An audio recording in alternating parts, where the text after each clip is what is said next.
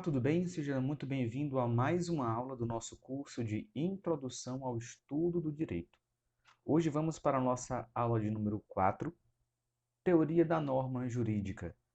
Vamos ver aqui o conceito de norma, as normas de conduta, assim também como as normas de organização. E vamos fazer uma diferença quanto ao tipo de comando, amplitude, elemento espacial, elemento temporal e enquanto em relação aos efeitos sobre o fato. Vamos falar sobre os tipos de fontes e também sobre a vigência, validade e eficácia da norma. Tem uma ótima aula. Vamos lá! Vamos começar aqui com o conceito de norma, ok? Com 4 pontos fundamentais. Ponto número 1, engloba os diferentes tipos de fonte. Vamos falar sobre isso.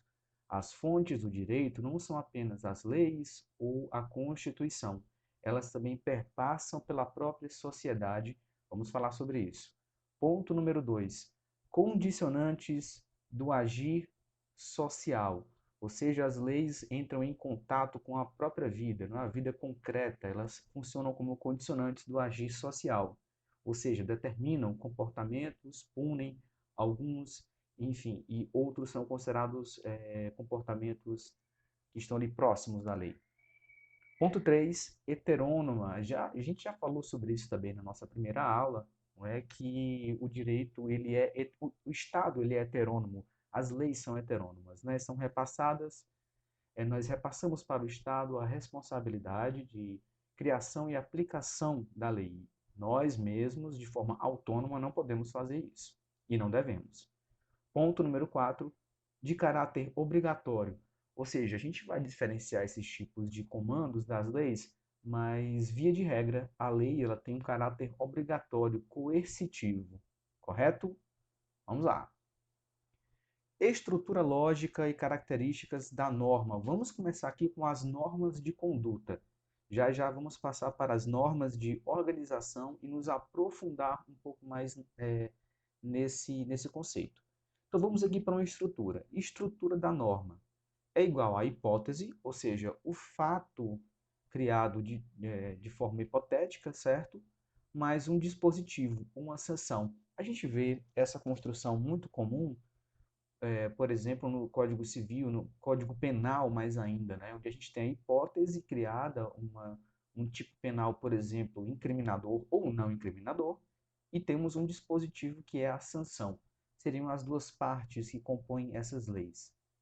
Então, nós vemos aqui, ó, ainda na questão da estrutura lógica e dessas características da norma, o esquema da norma de conduta. A gente tem um silogismo normativo, certo? Que faz se desdobrar numa premissa menor. O que seria essa premissa menor? É o fato, certo? E a subsunção lá embaixo, ó, que é a aplicação da norma ao fato. Ou seja, é quando a lei ela se encaixa num determinado fato, certo? Não deixando espaço, não deixando margens para que de repente não exista esse encaixe, ou ele possa ser contestado, né? Então, como prometido, vamos falar agora das normas de organização. Primeiro, vamos estabelecer uma diferença. As normas de conduta, elas tratam daqueles comportamentos que são socialmente aceitos e também dos que não são socialmente aceitos. E para eles, existe uma punição, uma sanção específica. Na maioria das vezes, essa sanção ela é privativa de liberdade e também incorre na questão patrimonial, né? No pagamento de uma determinada quantia, um determinado valor. Essas são as normas de conduta. Já as normas de organização, elas são consideradas secundárias, fixam competências e atribuições, e estão ali com a figura do império da lei, trabalham na legalidade estrita e a sua sanção específica é a nulidade do ato praticado. Então, vamos tentar trazer isso para um exemplo concreto. A gente, em outras aulas, vai falar sobre isso, mas eu já vou adiantar um pouquinho aqui. Nós temos a LINDB, por exemplo, né, que é a Lei de Introdução ao Direito Brasileiro. Nessa lei, nós temos especificado como as leis devem ser construídas, ao que elas devem obedecer, os estágios e evidentemente, especificando os conceitos básicos para a criação dessas leis, ok? Então, qual é a sanção específica para esse tipo de lei? São as leis, primeiro, né, são as leis de organização do Estado, a Constituição, os códigos. A sanção específica para esse tipo de lei é a nulidade. Então, por exemplo, uma lei é criada, mas no meio do processo legislativo se percebe que essa lei ela não guarda, vamos dizer assim, ela não guarda respeito à Constituição.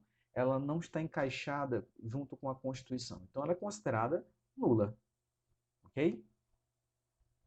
Vamos lá então, as diversas classificações da norma. Vamos começar aqui quanto ao tipo de comando. Nós temos a norma imperativa ou cogente, também chamada de preceptiva. A norma imperativa ou cogente é aquela que exige uma conduta positiva ou uma ação, certo? Sendo que o seu contrário é uma conduta antijurídica. Vamos dar um exemplo aqui bem simples. Então, a gente tem leis que nos dizem que devemos pagar impostos, e algumas taxas e, assim, e tributos e assim por diante. Então, essa lei nos diz o seguinte: você deve pagar, você precisa pagar. Então, esse recolhimento ele é obrigatório. O não recolhimento se caracteriza por ser uma atitude antijurídica. Então, por isso que é chamada de norma imperativa ou cogente. Ela determina aquilo que deve ser feito. E quando não feito, você incorre numa atitude antijurídica. Outro tipo de norma é a norma proibitiva.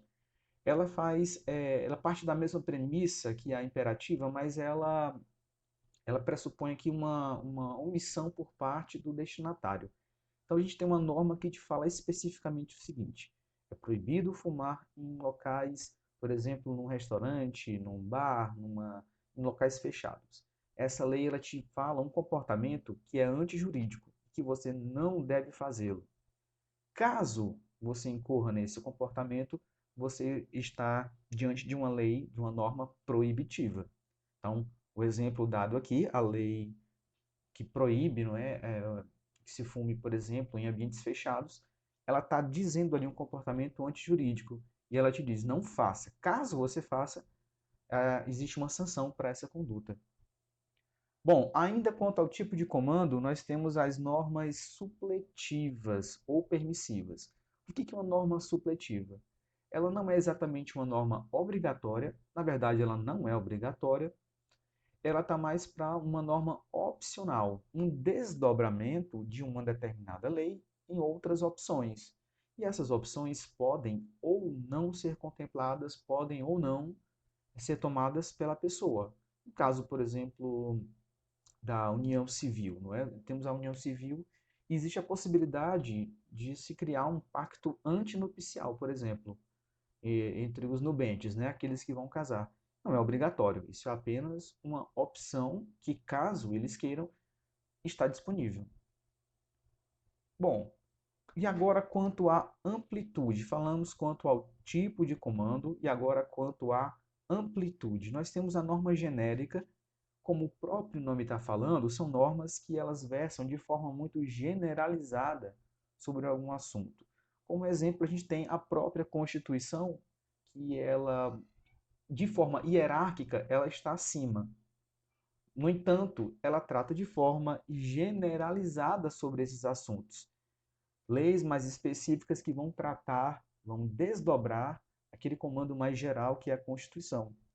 Temos também as normas específicas, mais particulares, que elas vão trabalhar com algumas situações de forma mais pontual, buscando um regramento detalhado do direito em questão, ou simplesmente vão tratar de uma matéria especializada, certo? Então, o que acontece? Essa norma específica, ela vai tratar sobre, vamos que, por exemplo, contrato de locação imobiliária, então, residencial, né? A norma específica, ela vai tratar sobre qualquer tipo de contrato? Não, apenas o contrato de locação imobiliária residencial. E assim temos várias normas seguindo essa linha de raciocínio. Temos também a norma individualizada, que ela como a norma anterior, ela sim é um pouco específica, mas na verdade os efeitos dela são direcionados para uma determinada parcela, uma determinada parte da sociedade. Então, por exemplo, você tem a lei que trata dos servidores públicos.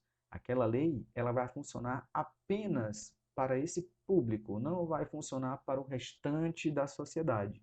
Então, se você não é um servidor público, aquela lei não se aplica a você.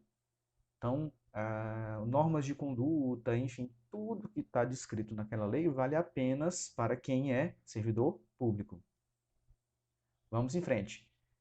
Quanto ao elemento espacial, temos, por exemplo, a norma de direito internacional.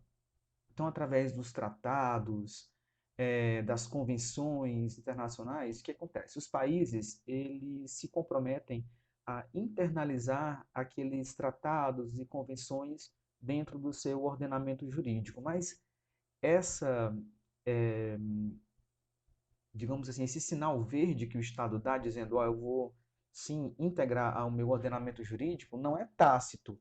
O que quer dizer? Não vem de forma automática. Então, no caso do Brasil, por exemplo, esses tratados e convenções vão para o legislativo, tudo aquilo é apreciado, votado, uma vez que a convenção específica for ratificada, aí sim ela é incluída no nosso ordenamento jurídico. E ainda quanto ao elemento espacial, nós temos a norma de direito interno, no caso federal, estadual, municipal. Então, são aquelas leis que elas funcionam, no caso, por exemplo, da própria Constituição. Ela define a competência dos estados, da União, municípios, do Distrito Federal, enfim. Ela determina de forma específica o que cada um deles deve fazer e o que é cabido a cada um deles. Então, essas normas de direito interno, elas lidam apenas com os entes federativos da União, especificando as suas competências e dizendo o que é cabido a cada uma delas. E agora, quanto ao elemento temporal, nós temos as normas permanentes, que é a regra do ordenamento jurídico brasileiro, ou seja, as normas, quando elas entram em vigor, se não houver nada escrito na própria lei afirmando que existe um prazo de validade para aquela lei, a tendência é tomá-la como uma norma permanente. Ou seja, se não houver nada especificamente na lei delimitando o tempo de atuação dela, o seu tempo de vigência será permanente, até que outra lei, de repente, ela derrube essa lei anterior. Se isso não houver, a lei persiste.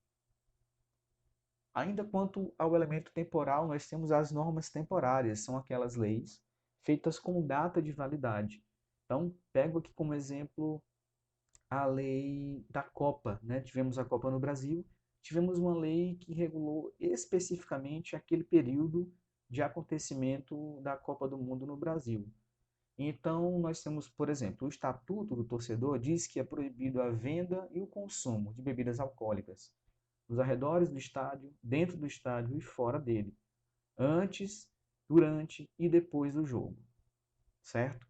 Então, com a lei da Copa, abriu-se uma brecha para que fosse vendido bebida alcoólica, né, fosse liberado o consumo dentro dos estádios. Essa lei, ela teve um início e teve um fim. Valeu do dia 1º até o dia 30, vamos pensar hipoteticamente. Depois disso, ela para de ter vigência. Ela existiu no sistema jurídico, mas ela não tem mais eficácia. Ou seja, ela não tem mais uma implicação concreta na realidade.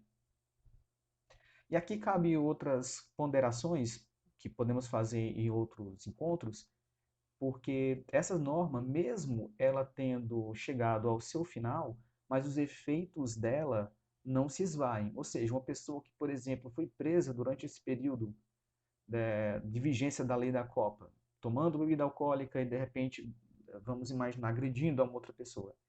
Mesmo com o término da lei, os efeitos continuam valendo para essa pessoa, certo? Para aquele ilícito praticado durante a vigência daquela lei. Vamos ver agora a classificação quanto aos efeitos sobre o fato. Nós temos duas expressões em latim que vão delimitar como funciona a norma com relação aos efeitos sobre o fato. Primeiro, a norma de efeito prospectivo, também chamada de ex nunc. Basicamente, a ideia aqui é o seguinte: nós temos como princípio no direito brasileiro a irretroatividade da lei. Quer dizer, uma vez que a lei passa a valer no dia 1º de janeiro, ela só pode regulamentar os fatos que acontecem de 1º de janeiro em diante, nunca de antes de 1º de janeiro. Ou seja, ela apenas vai para frente, ela não regulamenta o que veio atrás. Esse é o efeito ex nunc. A lei só passa, no momento que ela passa a ter vigência, ela só vai regulamentar o que acontece dali para frente, nunca o que aconteceu antes dela. O que é o exato oposto do ex tunc, que é a norma de efeito retroativo, que é uma exceção ao direito, certo? A ex tunc é o exato oposto. Então, se a determinada lei começou a ter vigência dia 1º de janeiro e ela for benéfica para as pessoas que, que estão, né, dentro daquela situação prevista por aquela lei, então ela vai retroagir para beneficiar aquela pessoa. Um exemplo, digamos que determinada pessoa foi presa por tráfico de drogas e a pessoa ainda está cumprindo a pena, faltam 5 anos para terminar. Digamos que veio uma lei, hipoteticamente uma lei, que diminui a pena para tráfico de drogas. Por exemplo, no caso concreto dessa pessoa, os 5 anos iriam se transformar em 2 anos. Então vamos lá, vamos pensar. Ela foi benéfica para esse indivíduo? Foi. Então ela tem efeito ex tunc. Ela pode ir para trás, certo? E pegar um fato anterior à sua vigência, se for para beneficiar. Se os efeitos forem maléficos, ou seja, se não forem benéficos, não pode ser retroativa. Tudo bem? Então, resumindo o que nós acabamos de falar, ex nunc, os efeitos não retroagem. Ex tunc, os efeitos retroagem. Quanto às fontes, a gente sabe que no direito existem várias fontes. Não é apenas a lei, nós temos o costume, temos a analogia, os princípios do direito e a jurisprudência. Lembrando aqui, não é? A jurisprudência nada mais é do que uma coleção de decisões tomadas pelos tribunais superiores sobre um determinado assunto, que podem ser usadas como fundamentação da defesa, enfim, de algum caso específico. Vamos falar agora sobre os planos da vigência, validade e eficácia da norma. Guarde bem essas 3 palavras: vigência, validade e eficácia. Esses 3 princípios fundamentais, eles vão definir se, afinal de contas, aquela lei ela vai fazer ou não parte do ordenamento jurídico. Vamos para a primeira, vigência. A vigência é o preenchimento pela norma dos requisitos estabelecidos pelo processo legislativo constitucionalmente instituído. Ou seja, uma lei ela vai ter vigência quando ela passar por todo o processo legislativo, sem nenhum problema, sem deixar de cumprir nenhum dos passos de votação, enfim, de apresentação da lei, de tudo direitinho.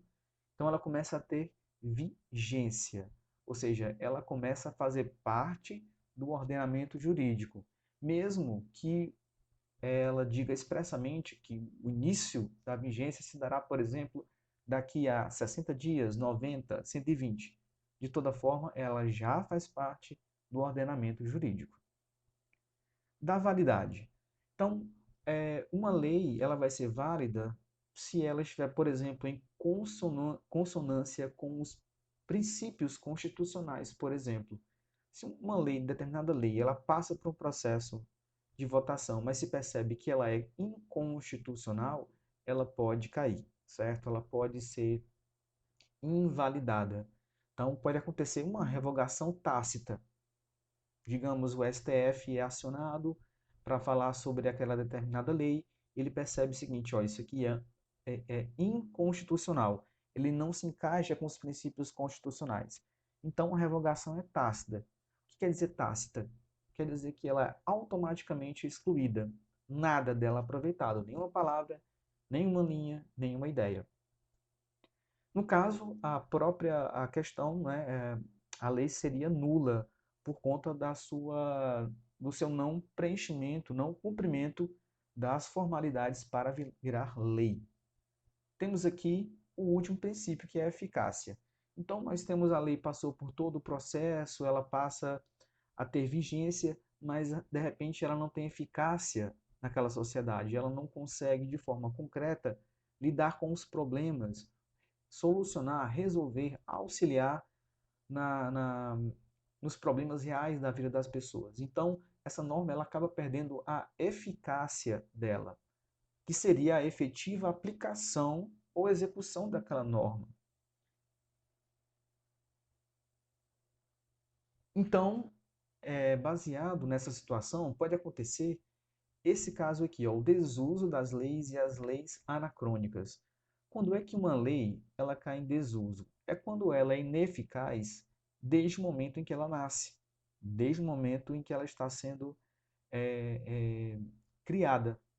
Então, aquela lei ela já passa a nascer, vamos dizer assim, natimorta, né? Ela não possui dentro dela todos os requisitos necessários para entrar dentro do ordenamento jurídico. Isso acontece quando, por exemplo, a lei ela pede algo que não é aplicável, que não é normal, não é comum, não é factível que se faça, ok? A lei também, ela pode ser anacrônica, velha, ultrapassada ou defasada. É quando uma determinada lei está em votação, enfim, está cumprindo todo o processo legislativo, mas percebe-se que aquela lei ela é anacrônica, ela regulamenta de uma forma, vamos dizer assim, ultrapassada um assunto atual. Então, de certa forma, ela já começa também aí a nascer natimorta, né? Ela é uma lei natimorta. Vamos falar sobre o direito costumeiro e a validade normativa. A fonte costumeira do direito se afirma pela reiteração, pela notoriedade. Os usos e costumes, eles também fazem parte das fontes do direito, ou seja, eles também criam precedentes, eles entram dentro da lei, não é? Então essas regras, as leis, elas são criadas pelo Estado, mas sempre em observação daquilo que é costumeiro, não é? Que é feito por toda a sociedade de forma lícita. Então, quando essa prática é consagrada, ela ganha relevância jurídica. Vamos aqui resolver dois exercícios sobre a nossa aula de hoje. Relativamente às normas jurídicas, é correto afirmar. Questão 1, letra A. De acordo com o pacífico entendimento doutrinário, as normas jurídicas, em regra, não incorporam enunciados prescritivos. Letra B. De acordo com o entendimento doutrinário prestigiado, as normas jurídicas consistem em proposições hipotéticas. Letra C. Ao classificar as normas em primárias e secundárias, Hans Kelsen, em sua importante obra Teoria Pura do Direito, indica que as normas primárias estabelecem o preceito para a ação e as secundárias estabelecem a sanção. Letra D. Conforme o entendimento doutrinário predominante, a questão sobre o que seja norma jurídica e se o direito pode ser concebido como conjunto de normas é puramente dogmática, podendo ser resolvida no âmbito da dogmática jurídica. Letra E. Todas as alternativas anteriores são corretas. Dá uma pausa no vídeo, tira um minutinho, pense sobre essa questão e já já vamos resolvê-la e comentá-la. Vamos lá então? Resposta correta para o exercício 1, letra B. Relativamente às normas jurídicas, é correto afirmar, de acordo com o entendimento doutrinário prestigiado, as normas jurídicas consistem em proposições hipotéticas. Proposições hipotéticas retiradas, claro, de situações reais. Vamos comentar as outras letras, né? Os outros itens. Letra A. De acordo com o pacífico entendimento doutrinário, as normas jurídicas, em regra, não incorporam enunciados prescritivos. ao contrário, muitas normas elas incorporam justamente enunciados prescritivos, dizendo aquilo que deve ser feito. Letra C. Ao classificar as normas em primárias e secundárias, falamos um pouco sobre isso. Na verdade, o que nós chamamos de normas primárias seriam as normas de conduta e secundárias as normas de organização. Essa importante obra, Teoria Pura do Direito, o Hans Kelsen indica que as normas primárias estabelecem o preceito para a ação e as secundárias estabelecem a sanção. De forma alguma, tanto as primárias quanto as secundárias, elas têm a sua sanção. As primárias, que são as normas de conduta, a sua sanção vai se dar no campo prático, ou seja, determinada pessoa que comete, por exemplo, dentro do direito penal, um ilícito, a sua sanção pode ser tanto uma medida de segurança, quanto, evidentemente, a prisão, daquela pessoa, ou seja, a cessação da liberdade dela. E quanto às normas secundárias, que são as normas de organização, também é uma sanção específica, como vimos, que é a nulidade. Ok? Letra D. Conforme o entendimento doutrinário predominante, a questão sobre o que seja a norma jurídica e se o direito pode ser concebido como um conjunto de normas é puramente dogmática. Não. Na verdade, não é uma questão puramente dogmática, ou seja, dependendo do conceito ou teoria específica que determinado jurista acredite ou faça valer nas suas decisões. Não é só uma questão de dogmática jurídica. E letra E, claro, está errada. Todas as alternativas anteriores são corretas, não. Então, vamos aqui para o exercício 2. Os planos da normatividade jurídica são os seguintes. Planos da normatividade jurídica. Letra A. Unidade, coerência e completude. B. Vigência, validade e eficácia. União, estados e municípios. Letra D. Poder legislativo, poder judiciário e poder executivo. Letra E. Hierarquia, antinomias e lacunas. Dá uma pausa no vídeo, pensa um pouco e já a gente vem com a resposta e os comentários. Vamos lá então? Questão número 2, resposta correta. Letra B. Os planos da normatividade jurídica são os seguintes: vigência, validade e eficácia. Como a gente viu, uma lei, para entrar dentro do ordenamento jurídico, ela precisa obedecer esses 3 planos da normatividade jurídica: vigência, validade e eficácia. Vamos comentar rapidamente as outras opções. Letra A. Unidade, coerência e completude. Na verdade, não são princípios da normatividade jurídica. Não fazem parte do plano, da normatividade jurídica. Letra C. União, estados e municípios. Não, aqui nós temos a divisão, do estado da nossa federação. Temos a União, os estados, DF e municípios. Letra D. Poder legislativo, judiciário e executivo. Não, aqui nós temos a tripartição do poder, Então, não tem a ver com a normatividade jurídica. E letra E, hierarquia, antinomias e lacunas. Não, hierarquia, antinomias e lacunas, a gente vai ver mais à frente em outras aulas, que faz parte da questão de interpretação das leis, as antinomias, tanto as falsas quanto as antinomias reais, as lacunas que podem ser preenchidas usando determinados instrumentos jurídicos, e a hierarquia, que é uma das formas de interpretação quando existem leis que elas se batem umas com as outras. Tudo bem? É isso, espero que você tenha gostado da nossa aula de hoje e até a próxima. Tchau, tchau!